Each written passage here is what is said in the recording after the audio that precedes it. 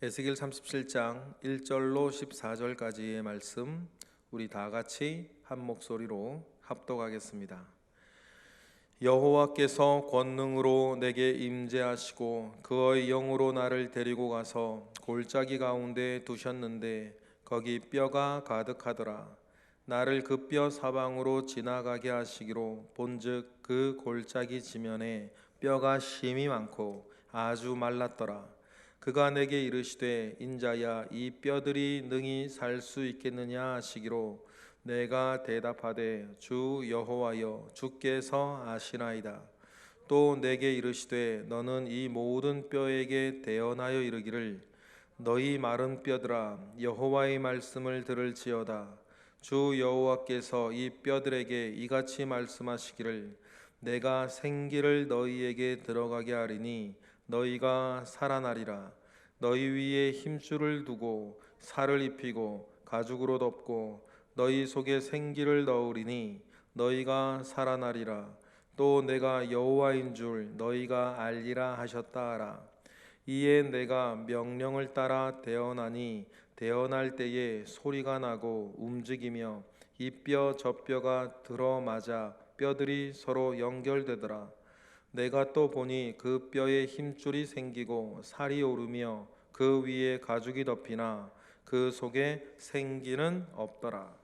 또 내게 이르시되 인자야 너는 생기를 향하여 대언하라. 생기에게 대언하여 이르기를 주 여호와께서 이같이 말씀하시기를 생기야 사방으로부터 와서 이 죽음을 당한 자에게 붙어서 살아나게 하라 하셨다 하라. 이에 내가 그 명령대로 대언하였더니 생기가 그들에게 들어가매 그들이 곧 살아나서 일어나 서는데 극히 큰 군대로라. 또 내게 이르시되 인자야 이 뼈들은 이스라엘 온 족속이라. 그들이 이르기를 우리의 뼈들이 말랐고 우리의 소망이 없어졌으니 우리는 다 멸절되었다 하느니라. 그러므로 너는 대언하여 그들에게 이르기를 주 여호와께서 이같이 말씀하시기를 내 백성들아 내가 너희 무덤을 열고 너희로 거기에서 나오게 하고 이스라엘 땅으로 들어가게 하리라. 내 백성들아 내가 너희 무덤을 열고 너희로 거기에서 나오게 한즉 너희는 내가 여호와인 줄을 알리라. 내가 또 내 영을 너희 속에 두어 너희가 살아나게 하고 내가 또 너희를 너희 고국 땅에 두리니 나 여호와가 이 일을 말하고 이룬 줄을 너희가 알리라. 여호와의 말씀이니라. 아멘. 아마 에스겔서에서 가장 유명한 본문인 마른 뼈 환상에 대한 대목을 우리가 읽었습니다. 이 본문이 얼마나 유명하냐면 안티 기독교를 자처하는 한 사람이 이 본문을 두고 성경은 허구다라고 하는 것을 주장하는 이야기를 듣고 글도 읽은 적이 있습니다. 그분의 말의 요지는 뭐냐면 이 마른 뼈가 살아나서 큰 군대가 되었다고 했는데 그 군대는 어디 갔냐? 큰 군대가 일어나서 전쟁을 치렀다는 기록도 없고 그 큰 군대만큼 된 사람들이 일어나서 그 시대에 있었다면 큰 혼란과 혼란이 일어났을 것인데 그랬다는 이야기도 없고 이 마른 뼈들이 살아나서 큰 군대가 이루었다는데 이 사람들이 어디 간 흔적도 없다. 그런 이야기를 그렇게 하면서 그래서 성경은 허구다 그런 이야기를 하는 이야기를 들은 적도 있습니다. 아마 그렇게 말하는 그분의 이야기를 듣고 저분은 국어 공부부터 해야겠구나 그런 생각을 가졌어요. 여러분 마른 뼈 골짜기에 마른 뼈가 살아난 이 일은 현실에서 일어난 현실이 아니라 뭡니까? 환상인 것입니다. 환상이라는 사실들을 우리는 기억해야 돼요. 이 마른 뼈 환상이 환상인 분명한 어떤 이유들은 1절에서부터 나오고 1절부터의 내용이 이것이 실제로 일어나서 어떤 부활 사건이 일어났다는 것이 아니라 이 마른 뼈 환상을 통하여서 이스라엘을 내가 어떻게 회복시킬 것인가를 하나님께서 일러 말씀하시는 대목인 것을 우리는 기억하며 이 본문을 우리가 읽어야 될 것입니다. 먼저 하나님께서 뭐라고 얘기하십니까? 1절 우리 다 같이 읽어보겠습니다. 여호와께서 권능으로 내게 임재하시고 그의 영으로 나를 데리고 가서 골짜기 가득한 가운데 두셨는데 거기 뼈가 가득하더라 라고 하면서 여호와께서 권능으로라고 이렇게 말씀하시는 대목은 뭐냐면 여호와의 손으로라고 하는 뜻이에요. 여호와의 손으로 에스겔을 어디로 옮기셨어요. 에스겔을 맨 처음 시작할 때에 하나님께서 환상으로 에스겔을 어디로 데려간 것처럼 예루살렘 성전으로 데려간 것처럼 여호와의 권능으로 하나님께서는 또 역시 에스겔 37장에서는 에스겔을 환상 중에 어디로 데려가신 거예요. 그리고 내게 임재하시고 그의 영으로 나를 데려가셨다, 그렇게 1절에 표현하고 있는데, 그의 영으로 데려가셨다라고 하는 말은 이건 내 생각 속에서 일어난 일이 아니고 하나님의 사로잡히심 가운데 일어난 일이다. 우리가 뭐 생각을 상상할 수 있는 것 아닙니까? 우리가 꿈꿀 수 있고 우리가 상상할 수 있다. 상상할 수 있는데 그의 영으로 나를 데리고 갔다라고 하는 말은 내가 하나님께 사로잡혀져 갔다는 뜻이에요. 그러니까 내 생각도 아니고 내 상상도 아니고 하나님의 사로잡혀서 내가 어떤 환상 가운데 들어갔다. 이렇게 에스겔은 증언합니다. 그리고는 하나님께서 나를 데려간 곳이 있는데 그곳은 2절 한 골짜기에 데려가셨는데 그 골짜기는 2절과 같은 상황이 펼쳐져 있다 그랬습니다. 2절 읽어보겠습니다. 시작. 나를 그 뼈 사방으로 지나게 하시기로 본즉 그 골짜기 지면에 뼈가 심이 많고 아주 말랐더라. 그 골짜기에 하나님이 나를 두시고 그 골짜기를 지나가게 하는데 그 골짜기가 어떤 오래된 전쟁터였는지 마른 뼈들이 질비해 있는 것이었죠. 그리고 그 뼈의 상태를 가리켜서 그 뼈가 심이 많고 아주 말랐더라 이렇게 되어 있어요. 아주 말랐다라고 한 이 말은 죽은 지가 오래된 사람들의 뼈다라고 하는 것입니다. 여러분 백골이라 그러지 않습니까? 사람의 뼈가 이 공기 중에 오래 노출되어져 있으면 뼈가 하얗게 변하죠. 그래서 백골 상태라 이야기를 그렇게 하는 것처럼 딱 보면 그 뼈가 하얗게 말라 있는 것을 보면서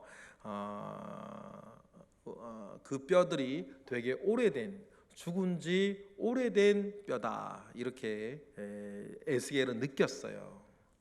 그렇게 느끼고 있는 에스겔이 여기 나를 왜 데려왔을까 궁금했겠죠. 그때 하나님께서 에스겔에게 3절처럼 물어요. 이 뼈들이 살 수 있겠느냐? 이 뼈들이 살 수 있겠느냐라고 하나님께서 에스겔에게 물으니까 에스겔의 대답이 뭡니까? 나는 모르겠습니다. 주께서 아시나이다.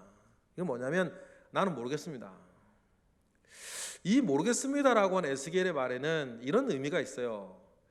이거 못 살지요. 이 오래된 뼈도 어떻게 살겠습니까? 그런데 물으시는 이가 누구세요? 하나님이시니 나는 모르겠다 그러는 거예요.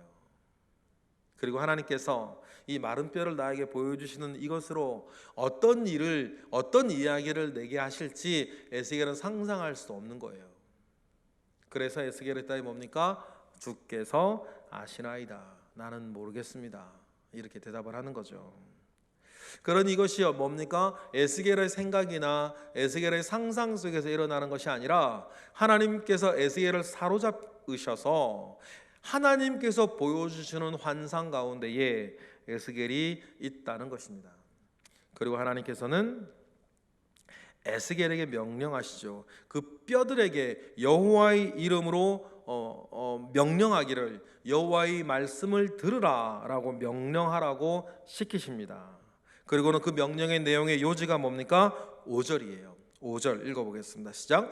주 여호와께서 이 뼈들에게 이같이 말씀하시기를 내가 생기를 너희에게 들어가게 하리니 너희가 살아날 것이다. 너희가 살아날 것이다. 그리고는 6절에 그러면 힘줄과 살과 가죽을 덮고 너희가 살아날 것이다. 그러므로 이 살아나는 것으로 뭐를 알게 될 것이다? 내가 여호와인 줄을 너희가 알게 될 것이다 라고 이렇게 명령하라. 에스겔에게 하나님은 그렇게 말씀하세요. 그리고 7절에 에스겔이 그렇게 하나님께 받은 명령대로 순종하자 어떻게 됩니까?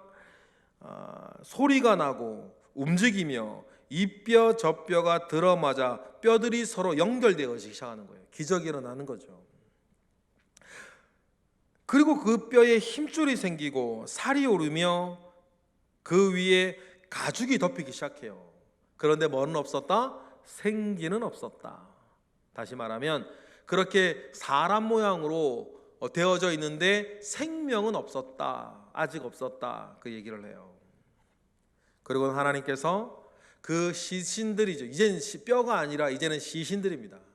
그 시신들에게 하나님께서는 9절처럼 명령하라고 얘기를 하세요. 우리 9절 읽어보겠습니다.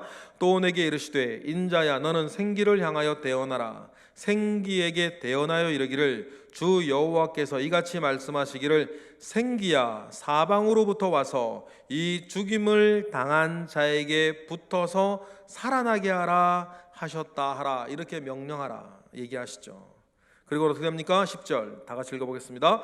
이에 내가 그 명령대로 대언하였더니 생기가 그들에게 들어가서 그들이 곧 살아나서 일어나 서는데 극히 큰 군대가 되었더라 라고 예언하고 있어요.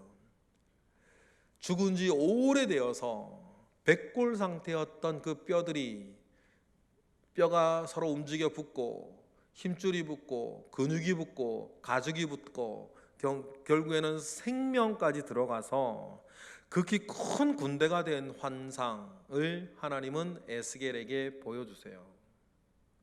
그러면 중요한 건 뭡니까? 그래 큰 군대가 됐구나. 이거보다 더 중요한 게 있어요. 뭐냐면 하나님께서 왜 이런 환상을 에스겔에게 보여주셨을까? 그럼 우리가 먼저 생각하고 묵상할 수 있습니다. 이 멸망당한 이스라엘을 하나님 회복시키겠다는 그 메시지를 이스라엘에게 주시는 거구나. 그러면 우리가 또 한번 생각할 수 있어요. 이게 중요해요.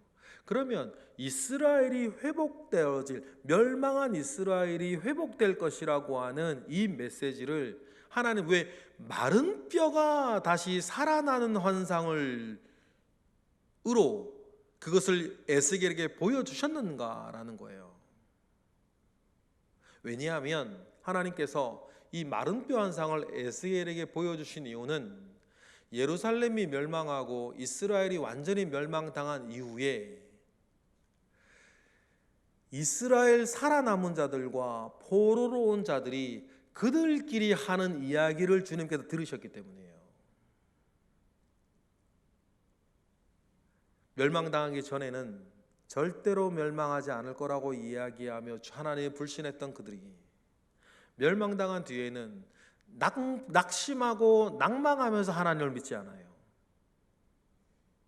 그들이 낙심하고 낭망하여 하나님 그동안 에스겔로부터 회복의 메시지가 전해짐에도 불구하고 그 회복의 메시지를 믿지 않으면서 그들끼리 주고받았던 내용이 11절이었어요.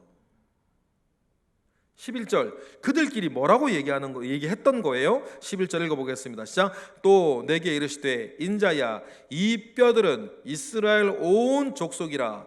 그들이 이르기를 우리의 뼈들이 말랐고 우리의 소망이 없어졌으니 우리는 다 멸절되었다고 서로 간에 이야기하느니라. 여러분 이 이사야 선지서에나 잠언서에나 성 여기저기에 뼈들은 말입니다, 사람 전체를 말하는 상징 표현으로 쓰일 때가 참 많아요. 그러니까 이스라엘이 자기들의 그 문화와 언어 습관 가운데에서 우리들의 뼈는 말랐고 우리의 소망은 없어졌고 우리는 멸절되었다, 다 끝났다, 그렇게 생각하고 그렇게 자기들끼리 주고받는 거예요. 그 말 가운데 뭐가 없어요? 하나님은 계시지 않아요. 하나님이 계시지 않는다면 그들의 말은 맞을런지도 모릅니다. 그래서 하나님께서 에스겔을 통해서 말씀하세요. 뼈가 심이 많고 아주 말라버린 백골의 뼈들도 하나님이 명하시고 하나님이 만지시면 그 마른 뼈들도 살아날 것이다. 여러분, 그 말씀을 하시는 거예요. 여러분, 혹시나 여러분들에게 이 심이 말라버린 마른 뼈와 같은 일이 있다면, 그것이 내 영혼이라면, 그것이 내 상황이라면, 혹시 그것이 내 삶이라면, 혹시 그것이 우리 집이라면, 혹시 그것이 내 인생이라고 느껴지신다면 여러분, 오늘 말씀을 기억하시기를 원합니다. 마른 뼈도 살아날 것이다. 하나님께서 명령하시고 하나님께서 역사하시면 그것이 무엇이라도 마른 뼈와 같이 말라 죽어 아무 생기도 없고 희망도 없고 절망적인 상황이라 할지라도 하나님께서 만지시면 여러분, 회복되어질 것이다. 다시 살아날 것이다. 이전으로 돌아갈 것이다 라고 하는 희망을 여러분 꼭 가지시기를 부탁드립니다. 이스라엘 백성들을 보십시다. 그들이 가지고 있는 불신은 멸망당하기 전에도 하나님을 믿지 않았고 멸망당한 뒤에도 하나님을 믿지 않아요. 여러분, 그들에겐 환경은 중요하지 않았습니다. 그들에겐 기본적으로 불신이 있었어요. 이래도 믿지 않고 저래도 믿지 않아요. 여러분, 우리도 이 일들 가운데에 우리의 중심을 살필 필요가 있어요.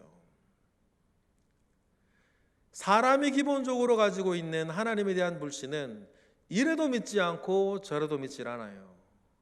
각종 이유들을 찾아내고 발견해내서 내가 하나님께 나아가지 않고 하나님께 예배하지 않고 하나님 아버지를 앞에 온전히 나아가지 못하는 각종 이유들을, 그 타락한 이성과 본성은 이유들을 발견하고 개발하고 찾아내어서라도 하나님을 믿지 않을 이유들에 대한 변명을 늘어놓으며 이유들을 늘어놓으며 하나님을 믿지 아니하는 것입니다. 그러니 여러분, 상황과 환경이 중요한 게 아니고 우리 믿음의 중심이 하나님 아버지 앞에 회복되어져야 되는 줄로 믿습니다. 그러면 회복되어진 그 믿음은 어떻게 하든지 간에 믿을 거리들을 찾는 거예요. 이러나 저러나 하나님께 믿을 거리들을 찾는 거죠. 하나님께서 살아계심을 찾고 하나님께서 이 일들 속에서 나를 어떻게 인도하시느냐를 찾아요. 여러분, 그 중심이 우리 가운데 있어야 될 줄로 믿습니다. 어떤 일들 가운데 있다 할더라도 나는 마른 뼈와 같을지라도 그건 사람 문제요. 하나님의 역사는 사람으로서는 상상할 수 없고 사람으로서는 생각할 수 없고 사람으로서는 능히 해낼 수 없는 일들을 주님은 해내시는 줄로 믿습니다. 이달의 찬양과 같이 하나님께서 나의 앞에 홍해를 갈라놓지 않으실 거면 나로 하여금 그 홍해 위를 걷게 하시는 은혜, 역사가 하나님은 가능하신 것이다 라는 것을 꼭 기억하시고, 우리 속에 있는 절망과 우리 속에 있는 낙심과 그것의 뿌리인 불신이 주님의 이름 앞에 사라지는 이 시간 되기를 주님의 이름으로 축복합니다. 그래서 하나님께서 이 마른 뼈 한 상을 통해서 이스라엘에게 하시고자 하는 말씀이 12절이니 절망하지 말고 내 앞에서 믿음으로 다시 일어나 삶을 이어가라고 말씀하시는 거죠. 하나님이 그 삶을 위해서 주시는 희망이 12절이에요. 12절 읽어보겠습니다. 시작.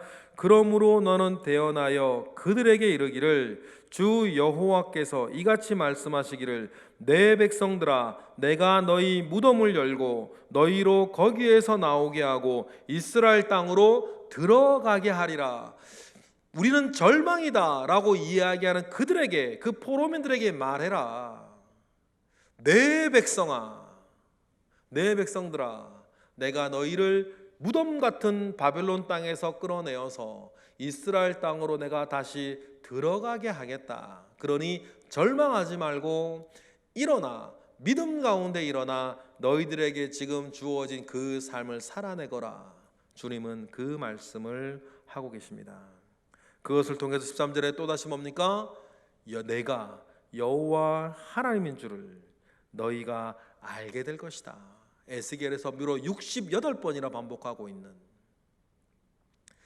가장 중요한 핵심, 내가 여호와 하나님인 것을 너희가 알게 될 것이다.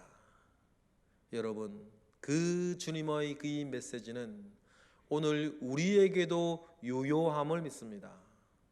이런저런 일들이 우리 가운데 있습니다. 감염병 사태에서부터, 여러 혼란스러운 우리나라의 정치 상황에서부터, 어려워지는 경제 상황과 날로 타락하는 사회 문화 속에서 이 풍전등화와 같이 느껴지는 이 한국교회 현실 속에서 하나님께서 우리에게 말씀하시는 거가 뭡니까? 마른 뼈도 살리는 나의 역사 가운데에 너희가 내가 여호와 하나님인 것을 알게 될 것이다 라고 하는 그 말씀이죠. 그 일을 시작하시면서 하나님께서 시작하시는 첫 번째 일은 뭡니까? 내 영을 너희에게 줄 것이다 하는 거죠. 우리 14절 마지막으로 읽어보겠습니다. 내가 또 내 영을 너희 속에 두어 너희가 살아나게 하고 내가 또 너희를 너희 고국 땅에 두리니 나 여호와가 이 일을 말하고 이룬 줄을 너희가 알리라. 여호와의 말씀이니라. 그러니 여러분, 우리가 일평생 사는 동안 다른 것 바라보고 다른 것 신뢰하지 아니하고 우리 여호와 하나님, 우리 주 예수 그리스도를 신뢰하고 믿으며 그 안에서 모든 것들 헤아리고 믿음으로 살아가시는 저와 여러분 되시기를 주님의 이름으로 축원합니다. 기도하겠습니다. 할렐루야. 하나님 아버지의 크신 은혜가 우리 가운데 있음에 감사와 영광 올려드립니다.